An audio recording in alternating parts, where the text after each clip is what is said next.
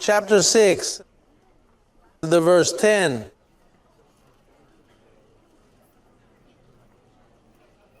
It says, "Finally, my brethren, be strong in the Lord and in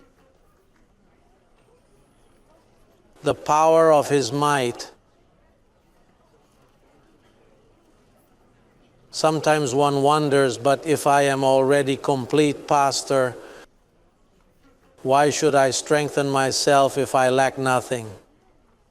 He who is joined to the Lord, one spirit is with Him. However, the term here states, "Be strong in the Lord," which is a way of appreciating our relationship with Him. What God has done for us, remembering all those wonderful things.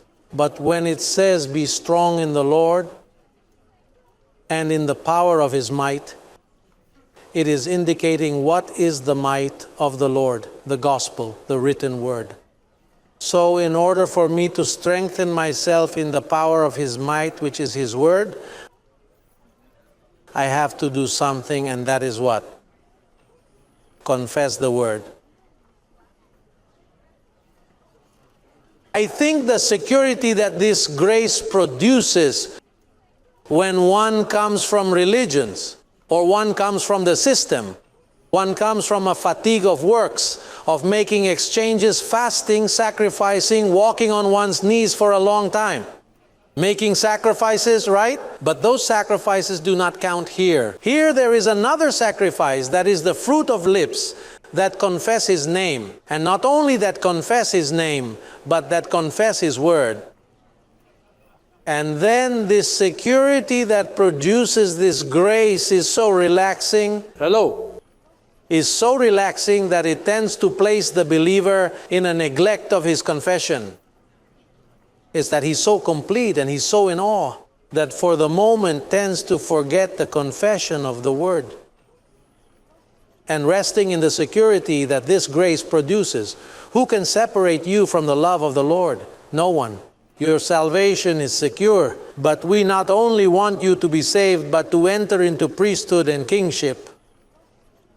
Priesthood and kingship, which is the practice that leads you to a confession of what God wants to do with us, which is that we begin to open our mouths, to begin to say, "Father, I put to confession everything." You have to put in there everything that you have thought of and that you need. You have to put as much as you can into it. As if you were moving, not wanting to leave anything behind from your house, and you pack everything into a train car. The dishes, you put everything you can in there, even the plants. You have to include everything that involves your priesthood, everything that involves you, everything that involves your safety, everything that involves what interests you, everything that involves your money, your character and your health, your prosperity, all that implies. That you feel fulfilled as a person, that you feel fulfilled as a woman, as a man, because it's a beautiful covenant. This is a calling. Well, it says that you were called with a holy calling, not according to your works, but according to God, with that grace which was given you before the world began.